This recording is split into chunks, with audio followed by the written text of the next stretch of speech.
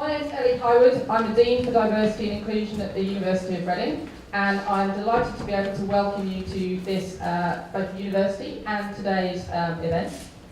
This university is a very global university in terms of its staff and its students, and in terms of its research strengths, with important areas including meteorology, agriculture, construction management, international law, business, global development, and many others. Multilateral institutions covering issues ranging from climate to human rights, economics to labour, and many others in between are crucial in a globalised world, perhaps more so now than ever. And their growth, reach and importance have become more significant over recent decades. In contemporary society, these kinds of institutions are now actors in their own right, rather than being places where people could meet and discuss things as well. United Nations and its funds, programmes and specialised agencies are amongst the most important of these institutions because of the reach that they have. In the 7 decades that the UN has existed, the 3 main pillars, peace and security, human rights and development, have taken great strides, but in order to do so, the UN has grown dramatically in size, both in terms of permanent staff, funds, programmes, specialised agencies, and in terms of the experts that it uses and works with. In order for the UN to fulfil its mandates and carry out its activities, therefore they need experts. So it's vital that academics like us, and I'm a meteorologist, so I do count myself as an academic, even though I'm also a Dean for Diversity and Inclusion. It's vital that we support and encourage this work and engage fully when we can. There are many ways we can get involved, ranging from part-time expert roles to being on a roster for when crises occur, secondments or permanent positions.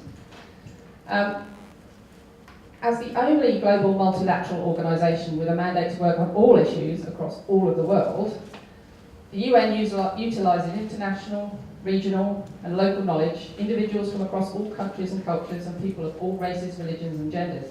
However, it shares challenges with many organisations across the globe, and indeed our university, in ensuring that all its talented individuals are recruited, retained and allowed to develop into leaders. In particular, there are fewer women than might be expected in very senior positions.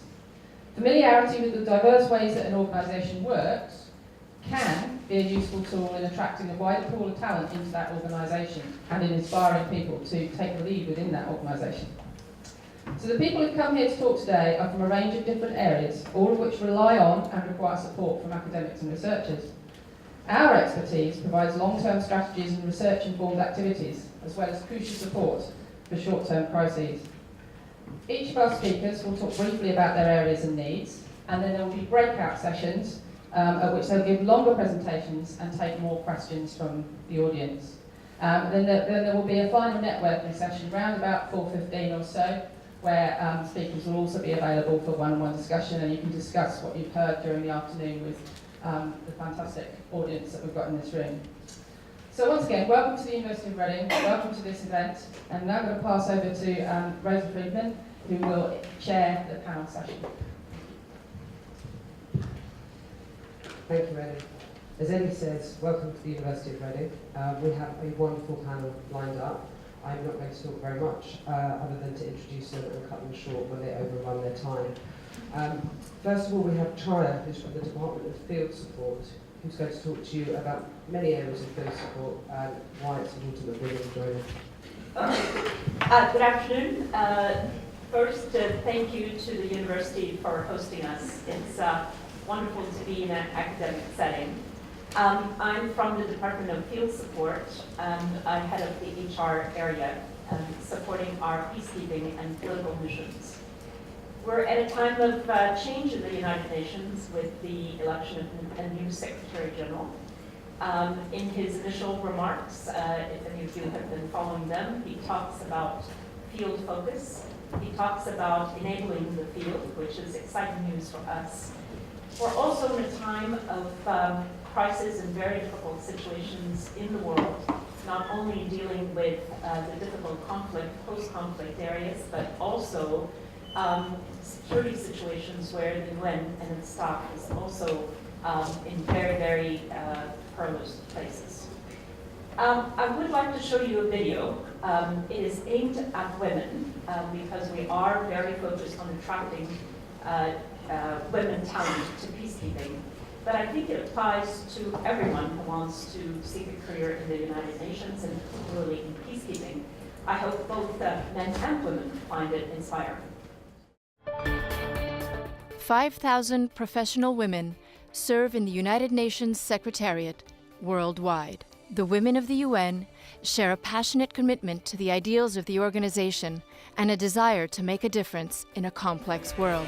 It's been really hard to get more women. It's all about people who want to step outside of themselves and try and contribute to the world and make a difference. Les Nations Unies, c'est l'endroit où on vient plaider la cause des victimes, la cause des laissés pour compte et des vulnérables. The women of the UN have the ability to operate effectively in diverse, multicultural and fast-paced environments, and the skill, passion and persistence to take on the challenges of the UN mandates. The key to management is the ability to bring out the best in the people who you are working with. جزءاً من شيء أكبر منه، جزء من عمل خير، جزء من عمل مهم، جزء من عمل فرق بحياة الإنسان العادي وبالأمور السياسية الدولية.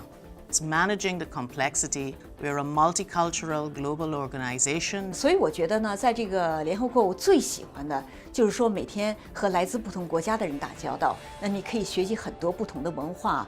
The UN needs well-qualified, committed women like you to play a key role in all aspects of our work. Yo estimulo a las mujeres jóvenes y que de verdad se planteen como proyecto de vida trabajar en esta maravillosa organización. Nous avons des femmes qui sont sur le terrain et qui sont en train de faire le même travail que les hommes. Et nous sommes en train d'encourager beaucoup et de recruter beaucoup de femmes d'ailleurs à aller même dans des situations les plus difficiles et font un travail remarquable.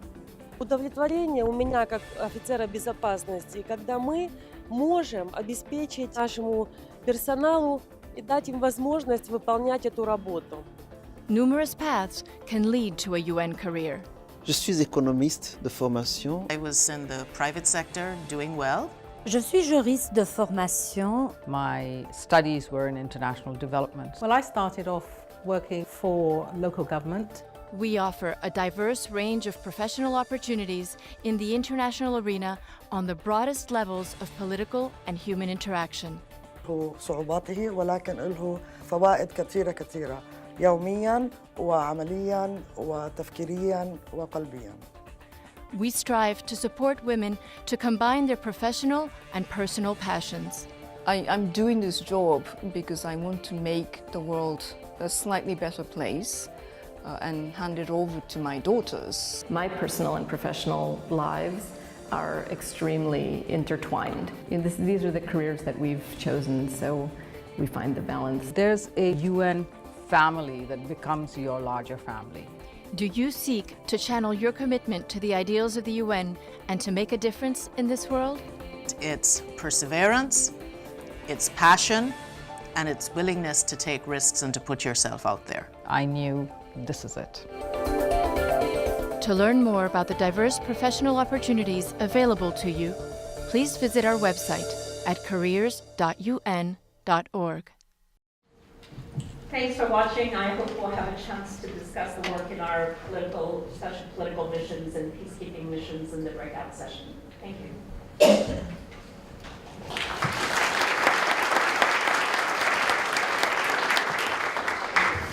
Thank you very much, Troy.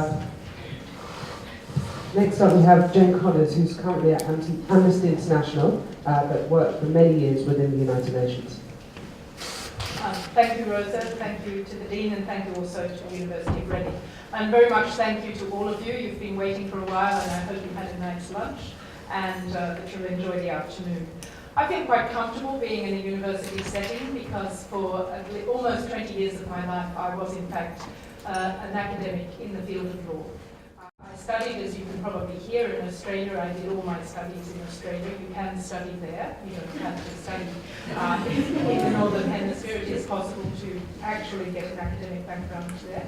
But I worked for almost 20 years in universities in Australia, and I spent most of my time in the United Kingdom at the School of Oriental and African Studies, where I reached the level of senior lecturer, and probably if I'd stayed, I might have become even more advanced. But whilst I was there, and I think this is probably of interest to you as academics, I was particularly interested in child abuse and violence against women.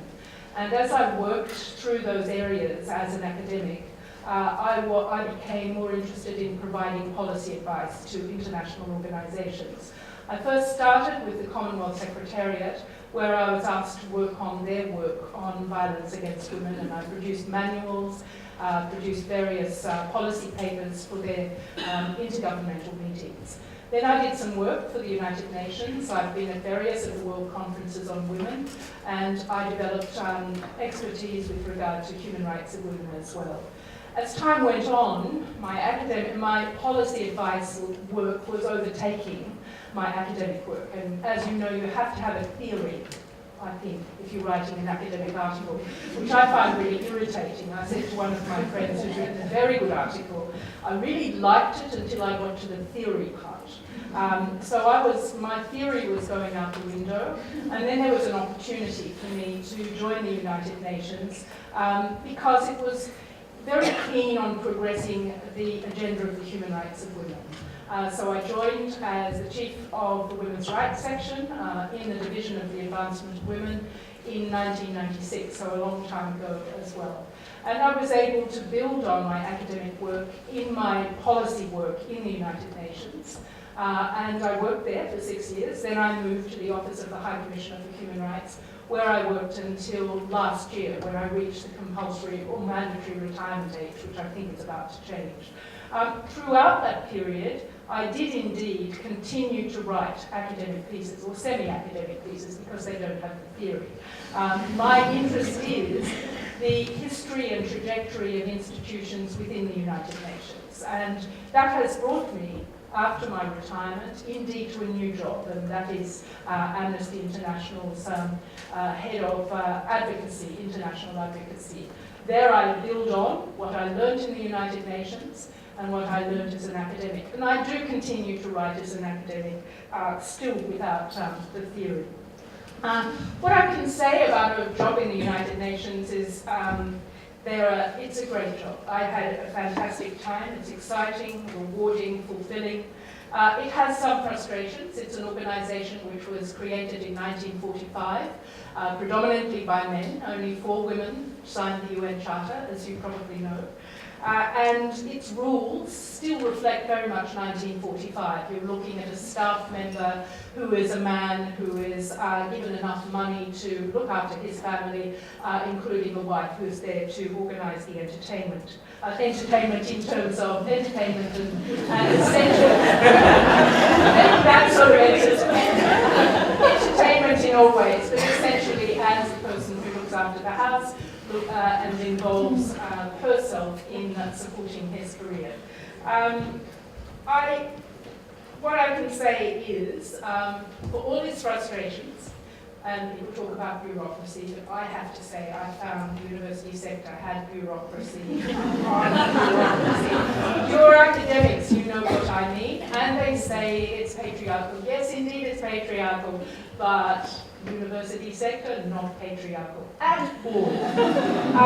But let me say I would serve in the UN again at a drop of a hat. I'm very happy to talk to you about my substantive work, the issues I faced as a woman, a senior woman in the end in the United Nations, in our breakout groups, and again, thank you very much for being with us today.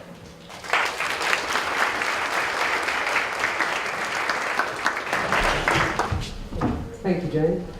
Next is Lorraine Davey from the United Nations Development Programme based in Copenhagen.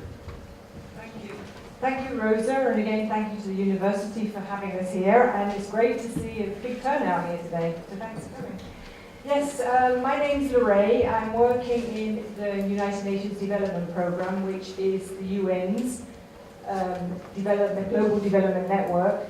We're in approximately 177 countries and territories around the world, so we're huge, very global, very diverse. We're quite young actually because we're celebrating 50 years this year. So we're I don't know, the little daughter or something here to the UN Min. We are very interested in all kinds of people joining our organisation. We have several, I'm going to go into more depth of course when we have our breakout sessions, but we're interested in all kinds of people coming into the UNDP because our mandate is so large. So when someone asks me what kind of experience do I need, I can't answer that question actually, because we need all kinds of people with all kinds of experience. We're also looking, of course, for female applicants and candidates because, as you probably know, we are an organisation that in actual fact has more than 50% of female staff in the workforce, but the female staff are usually at a lower level. And we're looking for female candidates at a slightly higher level so we can try and achieve gender parity. We have actually a gender parity strategy that we're working on currently. And we have many, many types of programs and new platforms coming along that I'll also tell you a little bit about later if you want to join my session. We are also looking for extremely passionate people. So if you're not interested in development, I suggest actually you would go elsewhere to look for another agency. Because we want people who are very, very passionate about development. And actually that's our main focus. So if you have that passion, absolutely, come to the UNDP. Thank you.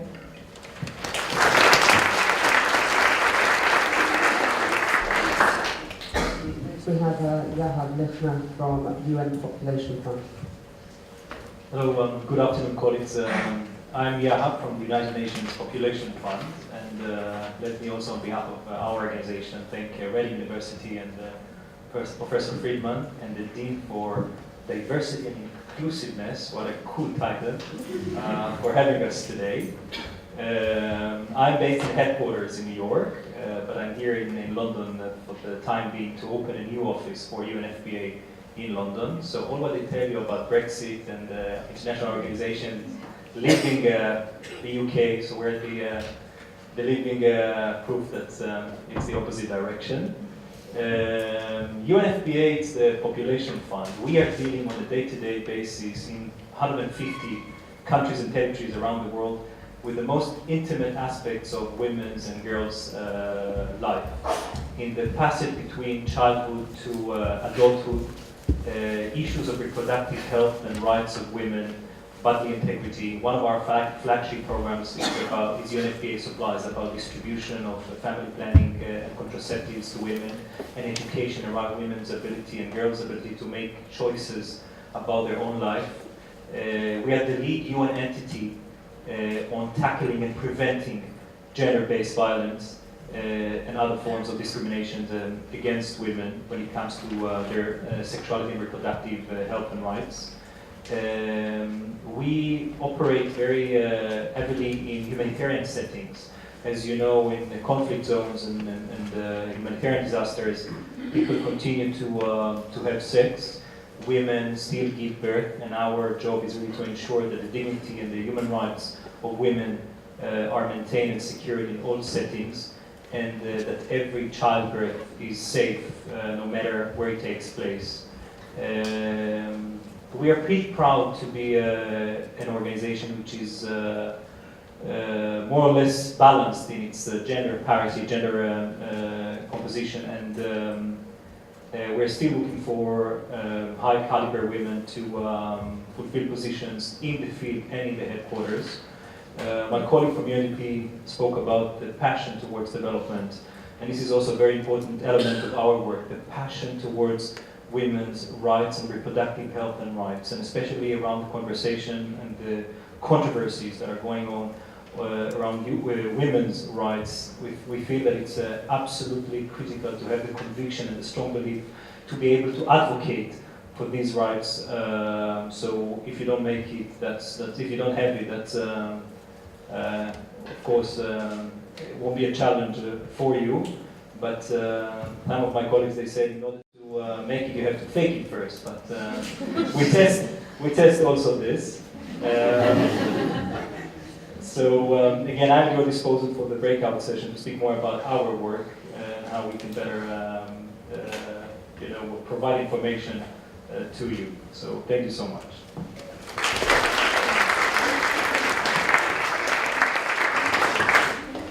Next we have another specialised agency, which is the International Atomic Energy Agency, which Gustavo will talk to you about. Thank you, Rosa, and thanks everybody for having me here. As mentioned, my name is Gustavo Araújo. I work for the International Atomic Energy Agency. A lot of you are looking at me like, what? And I'll tell you why this is relevant. This is relevant because myself, I found my job on Facebook. What? I have a master's degree in clinical psychology and a master's degree in public health. What am I doing at the International Atomic Energy Agency? So if you want to find out, welcome to my breakout.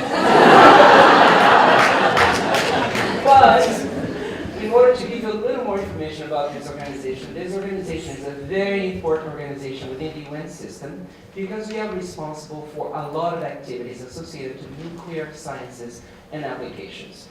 Most of you, some of you may be familiar with the work that we do in verification and safeguards, hence the recent Iran deal. But we are also involved in agriculture. We are also involved in clean water. We are also involved in health. We are also involved in plant breeding. We are also involved in so many areas that are related to nuclear science and technology, and we do need people from all sorts of backgrounds. We are a scientific and technical organization, but we also hire people who have backgrounds in law, people who have backgrounds in policy, people who have backgrounds in procurement, in finance, in all areas that could be represented here. And if you don't feel like you're represented, come talk to me in the breakout session, and we may find a potential way for you to put in an application.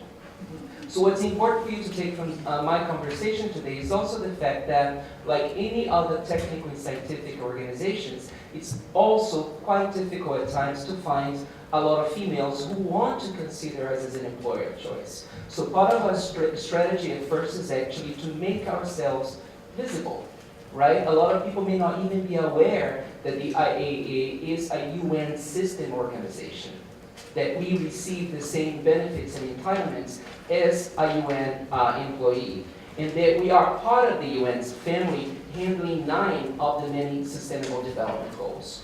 So if you are passionate for development, if you are passionate for peace, you should certainly look at IAEA.org/about/employment and check out my breakout session. Thank you.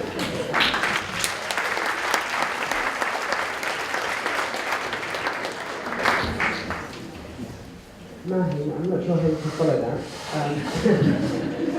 But I think there'll be a lot of people in the room who are very interested in what you have to say about World Health Organization. Thank you. Good afternoon, everyone. Just very quickly to tell you that I work at WHO, the World Health Organization. I was thinking about what I should be talking about if we have only 3 minutes to talk.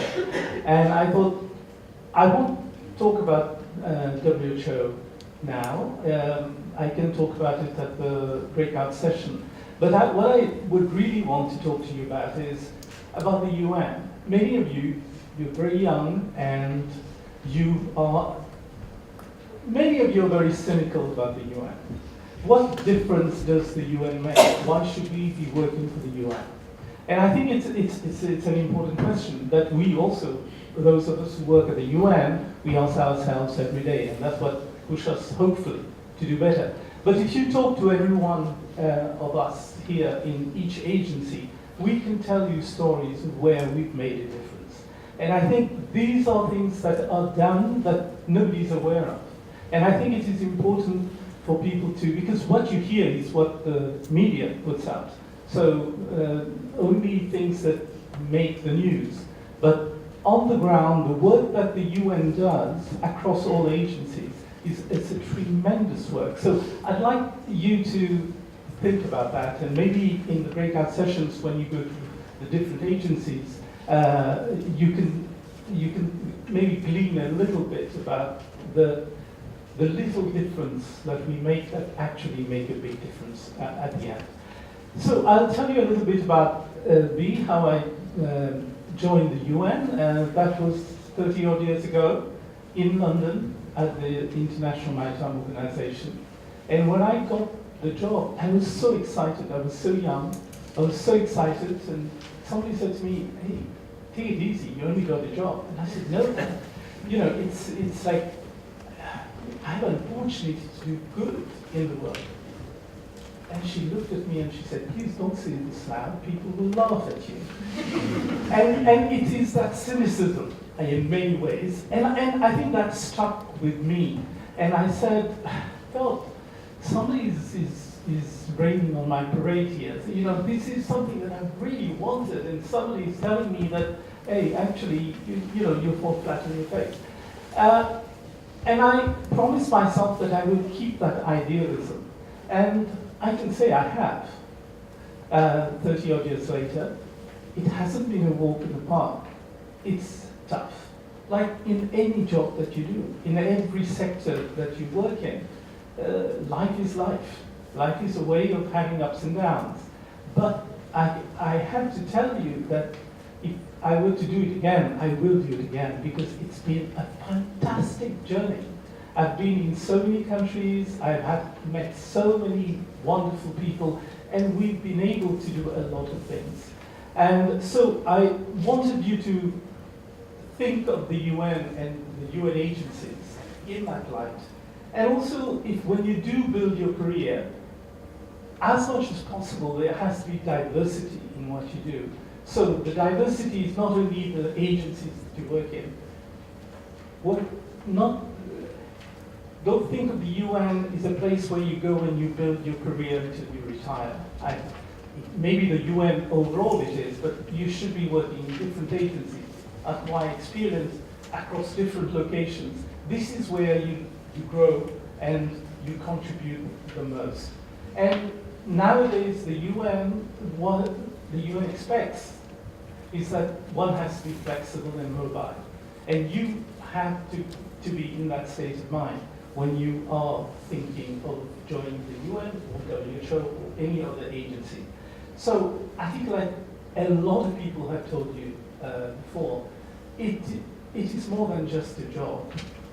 It is, the passion is, I think everybody's talked about the passion, and you cannot underestimate it, because at the end of the day, what really sort of makes you feel good is when, I think this happens in all the jobs when you've done a good job, but it's that passion, but you will need resilience.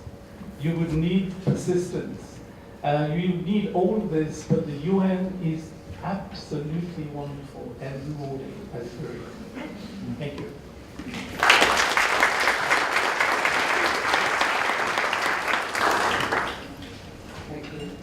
We have Paula Donovan, who's from AIDS Free World, but like Jane, worked at the UN for many years in women's issues before moving into civil society. Thank you, Rosa. You know how when you go on a job interview, or at least in the old days, when you went on a job interview, first you would sell yourself, and then the interviewer would say, you know, what are you good at, and what are your greatest strengths, and then the last question was always, and what are your greatest weaknesses? And you're trained to say, well, one weakness is that I work really, really hard. All the panelists have talked about how great the UN is. I'm here to answer the question of what are its greatest weaknesses. So that will be my breakout session. I left the UN of my own accord before retirement age. I do not regret the years from 1987 to 2006 that I worked in the UN, not a bit. But I entered with my eyes open. I had already worked for several years. I entered with my eyes open, knowing that I was entering a system that was going to be an enormous bureaucracy, sometimes absolutely immovable. that it was patriarchal, and that there are lots, as James said, there are lots of patriarchal entities and institutions in the world, and I expected the UN to be another one. What I found when I got into the UN system, because I'm American, is that it is more patriarchal and more stultifying and more sclerotic than your average bureaucracy, because it has a board of directors with 193 member states. And you're supposed to find some sort of compromise among the 193 member states, and then the secretariat, the funds, agencies, and programs do the bidding of this board of directors of 193, who obviously have very differing opinions. But what happens in the UN for women is especially disturbing, because the failure of the UN to move at a pace that certainly the Western world is accustomed to, with its advantages in development and technology and so forth, is redounds to the disfavor of the female staff. And so it really is back in the 1940s, which many of the people in this room do not recognize, a time you don't recognize because you weren't born. The organization that I co-founded when I left the UN is called AIDS Free World, and what we do is address the UN from the outside. And the UN, we can't live with it and we can't live without it. And so what we need to do is find a way for civil society to engage and push and become that absolutely critical system of checks and balances, to create the system of checks and balances that the UN itself is too paralyzed oftentimes to undertake itself. And to criticize the organization, to do it constructively, but to absolutely, our mission, my colleagues are here with me, Kayla Mintz and Catherine is an intern who works with the University of Toronto Law School. We tap into a lot of academics and others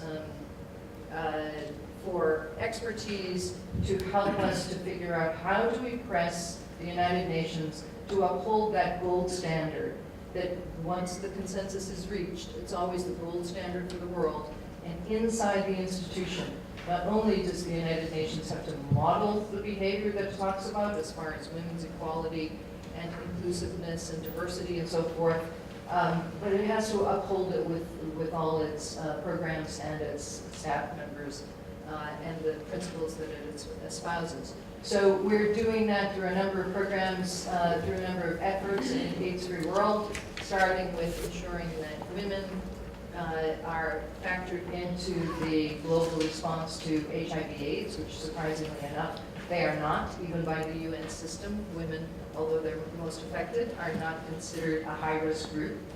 One of the high-risk groups that are most vulnerable to HIV. We work on that. We work on such double standards and inconsistencies as the fact that UNICEF and the International Labor Organization work on child labor. Those organizations are still very concerned about child marriage, but the ILO refuses to acknowledge that the 15 million girls who are forced into marriage under the age of 18 are actually child laborers. So they will not count them in their statistics of child labor, so that's something we press on. Probably the most well-known campaign, and the one where we've made the most progress in the shortest amount of time, is the one that's undermining all the good things you saw about peacekeeping. And that's the horrendous problem of sexual abuse, sexual exploitation and abuse by peacekeeping personnel against the very people they've been sent to protect. So my organization is the one that first exposed this travesty in the Central African Republic that you may have read in the Guardian newspaper on April 29, 2015. And we have a Code Blue campaign that is working to end the impunity within the UN for sexual exploitation and abuse. So yes, absolutely, the UN is essential. We cannot live without it, especially in the age of entitlement that has replaced the age of enlightenment. Thanks to my own country and its unbelievable selection of the next head of state. It does not bode well for the United Nations that Donald Trump will soon be the head of the superpower. We need to figure out what to do about it. And my suggestion to you is that you join AIDS Free World and other organizations to redress, other agencies and organizations that, NGOs and organizations that are working from the outside to press the UN to be all that it can be and to live up to its own standards. And perhaps what happens in a Donald Trump presidency will be that the world has said everything needs to change now. Sexism, racism, everything needs to change, and let's give women a chance. And maybe this will be, for the next 70 years, a United Nations driven by women.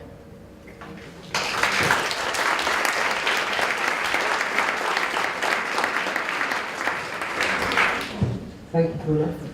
So we have a really broad range of perspectives of people that work in or outside or with the UN. And our last speaker is John from the Foreign Office, Foreign and Commonwealth Office, who'll talk to you a little bit about the types of support that the UK government can give to artists, UK academics, and so on. Okay, I've been given the new gadget, so hopefully you can hear me on this. Much easier to hold.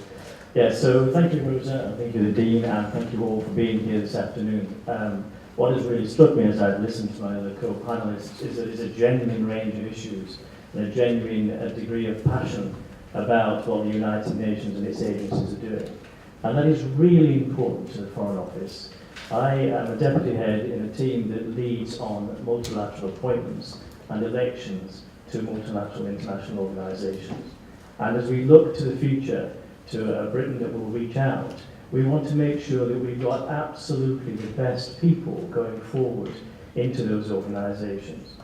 It's important not just the passion, but to understand that for us, the UN and other international bodies are really central to sort of global way, the way the world works. And for us, we want to make sure that we've got the best people sort of going into that. So we're very fortunate today that with the University of Reading and tomorrow actually in Durham, this is the first of a series of events where hopefully we can bring to you and underline the importance of possibly thinking of this sort of range of work as an opportunity that you might go into at some point as you develop your own career. It is your world, it's how you make the best of it, and I hope this opportunity this afternoon will give you more of an insight and greater awareness as to the possibilities. It is an exciting time, and the Foreign Office is doing its best to reach out and look and identify that talent so we can move forward and make this work to your individual advantage, but also to the advantage of the United Kingdom. So thank you this afternoon for inviting me along, and we hope that you get a lot of benefit out of this. Thank you.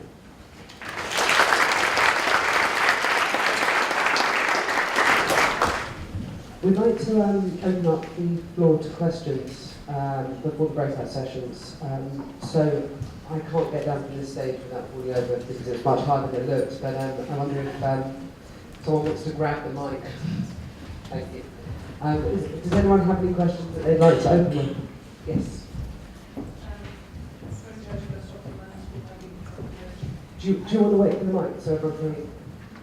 I'm Corinne Terrace-Bristol from the London School of Hygiene and Tropical Medicine. I have a question for you from the Foreign Office. Given Brexit, where do you stand with putting people forward who are long-term UK residents but Europeans, non-British Europeans? My partner told me, you don't need to know you're not British, so please tell me otherwise. Well, I'm not going to, I can't comment on Brexit details. That wouldn't surprise the majority of the audience. But what I would like to say is that if this is an area where you're interested in and you have an expertise that you can offer, then make sure that you do that and bring it to the attention of the agencies or the UN and try to sort of make that work to your best advantage. There'll be some time yet before Brexit negotiations are realised, so you've got time to sort of look into that. And hopefully you will have, if you have that opportunity, to be able to take it forward.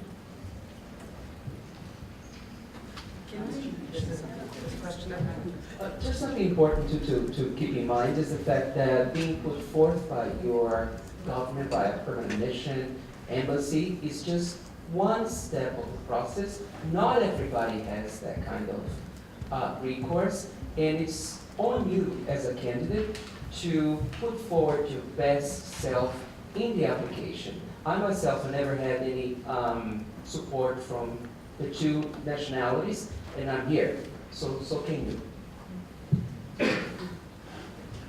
Maybe if I may step in on this comment, also from our perspective as UNFPA, once the expertise is solid and well proven, I think it's important to put it forward. And sometimes the personal, your own kind of networking connection and familiarity with relevant people is much more important than any government endorsement. And on a more institutional note, sometimes as UNFPA, we empower women to say no to the partner. So in your case, no, I think there's a path forward. So that's what I was trying to say. Yes. Hello. My name is Elizabeth Fortin, and I'm from the University of Bristol. Excuse me. Laurie, I was interested to hear about a little bit more about this gender parity strategy that is being worked on. I am looking to make a transition out of academia. However, I have always been under the impression that jobs in the UN involve a lot of travel. I've got 3 young children, and I'm interested in what this gender parity strategy does to support women who have children involving a lot of travel. Thanks. My initial answer to that is not much, but having said that, we do have a lot of flexible working arrangements, and what's happening more and more in UNDP is that people can also, staff, whoever, wherever, can work remotely sometimes. Not all the time, but can often work remotely. And then we do have, as I mentioned, flexible working arrangements. Now, I can just mention, back in my office in Copenhagen, we have many females in our unit who have small children. And what we do here is it's just flexible. So we'll have maybe 1 or 2 days a week where they work remotely, and then they'll come in and leave earlier or go and pick up the kids, for example. So that isn't part of the actual strategy, because the strategy we're trying to, we've done all kinds of leadership development programs and special platforms for mentoring for females especially, making more formal networks, because sometimes women find it difficult to network actually. So that's more of a strategy side, but the actual, for females who have younger children, it's more looking at flexible working arrangements and remote working.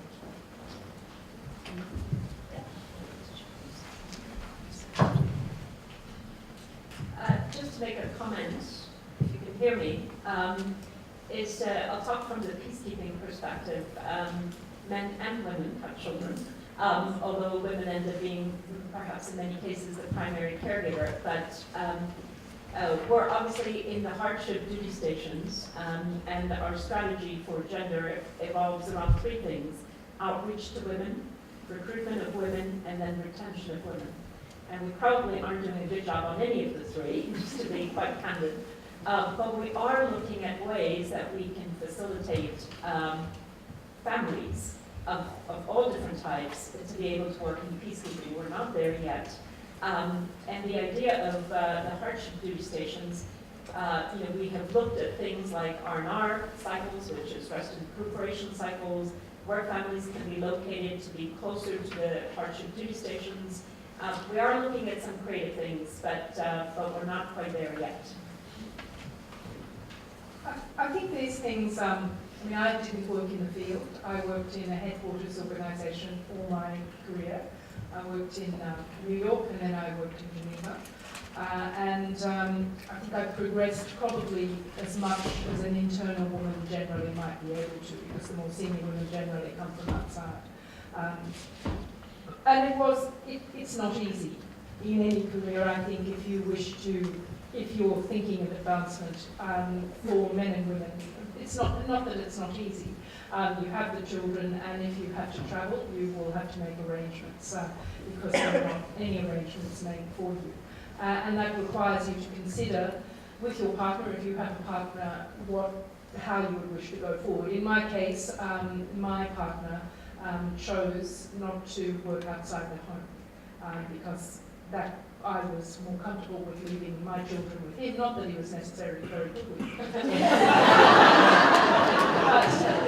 but he was their father, so I had a mild expectation, and it was fulfilled. But those are issues that, but I think they affect when I was an academic, I used to put them to bed and write all night. Because again, as an academic, you have to take them to school and someone has to pick them up, or you can't leave them overnight. I think they fine you. I never tested it, but I understood that might happen. So I think they're issues, and you can find a post where travel, I mean, being in the field is a different sort of thing. If in a family duty station, it could be, in fact, much better for you to be in a family duty station than in a headquarters organisation because of the support you can acquire. But being in a headquarters organisation, you don't necessarily have to travel that much. And it is possible, and I was one of these, to find a supervisor who will give you, when you've got these situations, when you need it, a function where you don't have to travel. And certainly I did that with women who had young children and didn't wish to travel. I would put them on something where there would be no travel involved. So it's very flexible. But and there are the flexible hours and so on and so forth. I think one of the major issues is there's not much support for spousal employment. But that counts, I mean, it probably bites harder when you're looking at a woman who is the UN staff member and the man who is not. But it bites also the other way. If the man's the staff member and the woman has a career and wishes to work. So that's where the UN needs to make a bit of an effort. Question over here.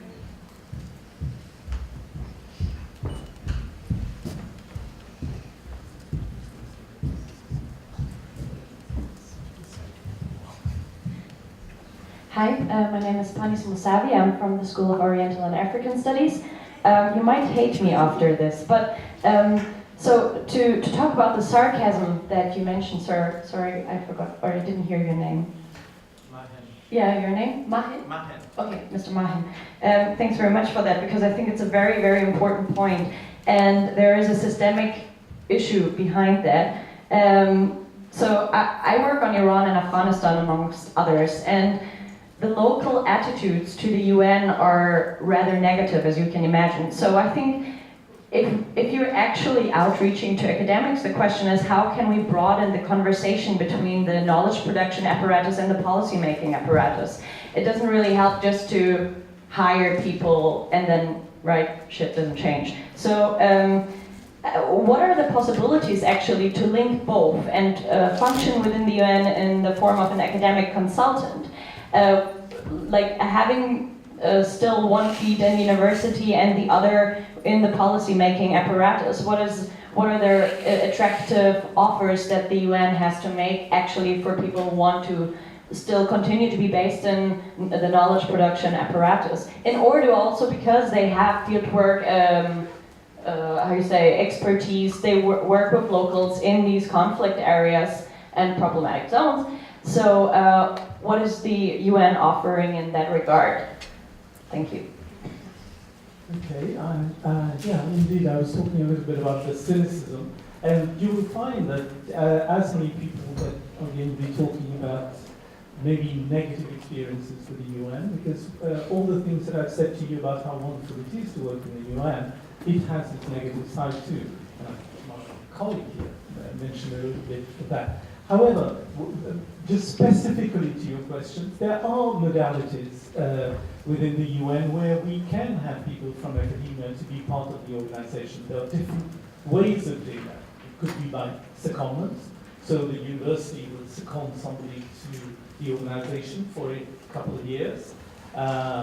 AO2 or sometimes even 3, and we have a lot of people from CDC, for us in WHO, coming up to almost 5 years. But you also have what we call temporary advisors. And these are people, experts in their areas, who come to the organization and work for up to 2-3 months. In a way, either to lead a certain project to the level of where you have international consultation, where if you want, the scientific part of it is dealt with. So they come in not as just temporary advisors for 3 months, and then they move back to their academic institution.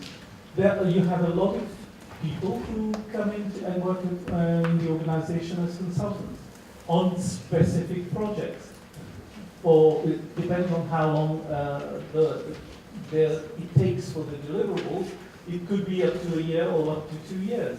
So there are different ways. You do not necessarily have to be a staff member of the UN to contribute to the organization. There are different ways of contributing. And these are just a few that I could think of right away, but I'm sure there are other ways where we can. WHO works with a lot of collaborative centers. We have collaborating centers in many countries, and many of them are universities. Thank you.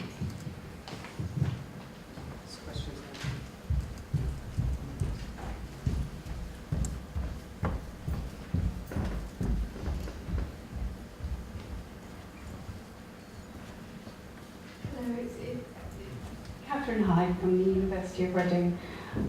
Just a quick question following on from your statement there.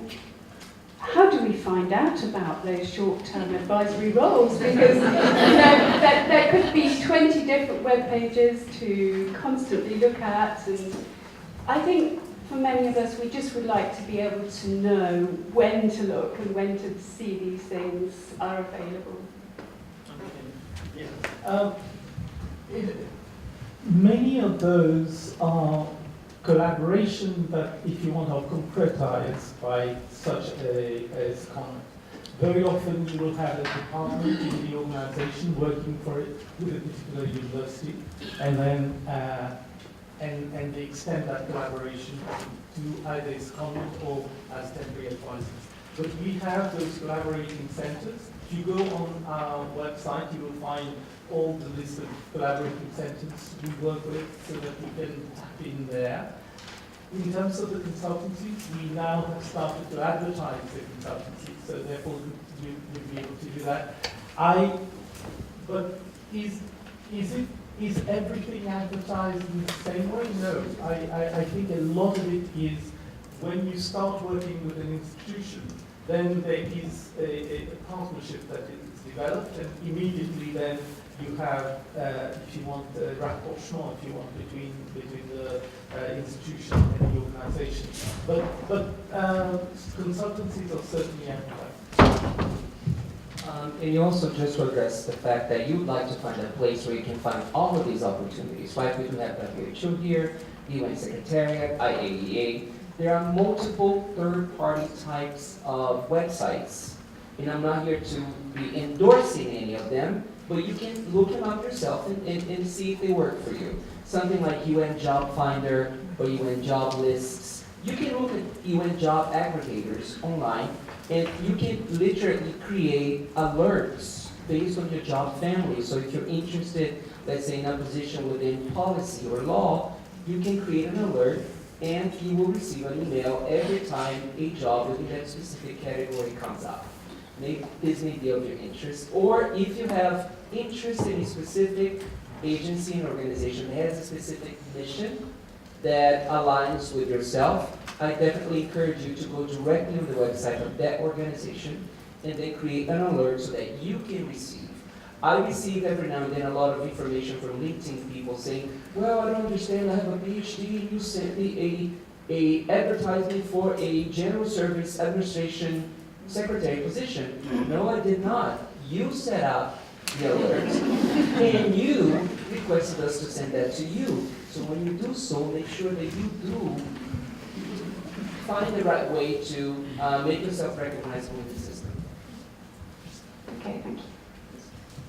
Sorry, just before we go to the next question, just to add to that, that if you have a look on the UK government.gov website, we have as the multilateral appointments and elections team set up a database. So we are looking at broadening that, and that will allow you to self-register for jobs of international organisations. So as Gustavo was saying, very much depends on the information you put in as to what alerts you get back to you.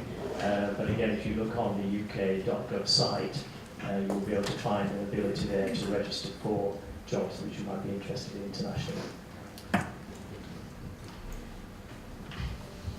Thank you. Alban Webb, University of Sussex, is a slightly different slice of the same cake. If you're not looking for jobs or consultancy work, but I imagine myself, like other people here, are working on research projects that have direct applicability to UN work and UN agency work. What is and where is the interface to bring that academically led research into the orbit of the United Nations agencies? Is that a university-UN relationship? Or how can individual researchers or research teams in the university say, look, we've got something that you're working on this project, we've seen another side of it, how can we engage with you? Where's the interface in terms of getting current cutting-edge research to engage with UN activities?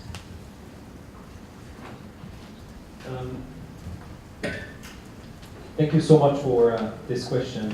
I think the short answer is all of the above. I mean everything. And naturally, we're operating in a vast, rigid, big bureaucracies, and the weaknesses have been detailed. But part of this challenge, really, of how do we kind of tap into academic expertise, civil society engagement that is going on. This is what actually drove us to decide to open an office in London, for example. And kind of map out the expertise that is, existent here in this country. And I can testify, I can say that I came here to Reading like last month to meet with a few members of the university and kind of explore more about the ongoing academic activity in this institution and kind of bring it back to my peers, my colleagues in New York and headquarters. But you're right, the burden is very much on us as UN staff members to reach out, to learn more, to explore, and kind of do the mediation between the outside world and the United Nations, but also I think on relevant academics to kind of reach out to the relevant institutions, departments, offices, and kind of communicate also the results of their academic work. So it would be kind of a two-way conversations. But it's a very pertinent point, and actually it's something that we are kind of taking very seriously and trying to do more to be able to tap into this expertise. More questions? Just to answer, just to give another slice to that from, I'll say, more of the political side, and somebody else that asked a question about work regarding Iran and Afghanistan. In this, what we call the substantive departments, which is Department of Political Affairs and Department of Peacekeeping for us, we do have political analysts that work with think tanks and universities.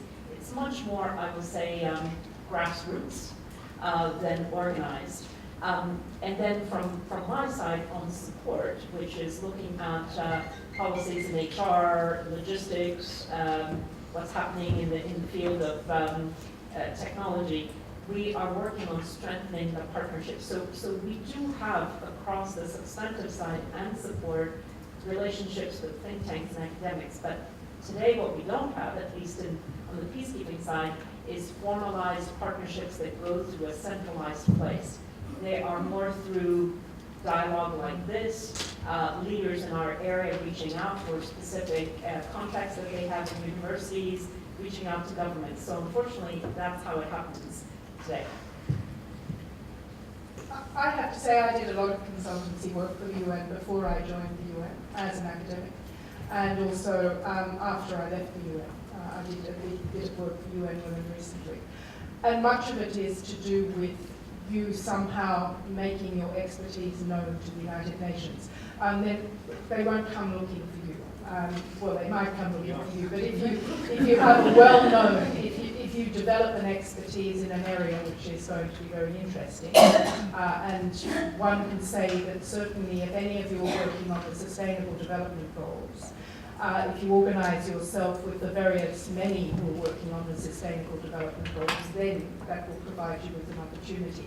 And I don't think, certainly I came from the Secretariat, it will not be regarded as a bad thing if you approach, for example, the Office of the High Commissioner for Human Rights, if you were working in that field, if you approach the Department of Economic and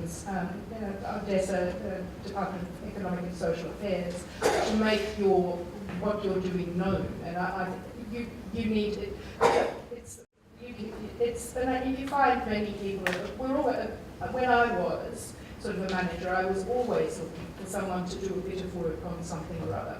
Because what can be said is when you're in a post in the UN, by and large, you are not sitting around dwelling on a topic because you have no time to do that, because you're organising the meeting, you're organising the documents, you're organising the interpretation, the translation, etc., etc. So if you're looking for something where you're going to be sitting, dwelling, doing theoretical, substantive work, that's what we use the consultants for. So make yourself known if you've got an area of work that you believe is going to be of interest, and I'm sure there will be a response. Thank you. Can I just, speaking of making yourself known, it's very important as well that when you look at the websites of those organizations, that there are consultancy opportunities. A good way to try is actually apply for one of these consultancies and see if you get interviews. At least where I work right now, we do have this rule that we have to at least compare 3 individuals for each consultancies to. So in order to bring transparency, make sure that member states know that we are considering consultants from across member states. So make yourself known, I think, is something very important. Help us find it. Thank you very much. So there is no more time for questions now, but there are, as we said, the breakout sessions, and there'll be plenty of time to talk after those over wine as well. I'm just going to hand over to Ellie, who will explain what we're doing now. Okay, thank you. And as Rosie said, there'll be much more opportunity to ask questions and more detailed questions of the individual panel members in the breakout sessions. But if we could just thank them as a panel once again.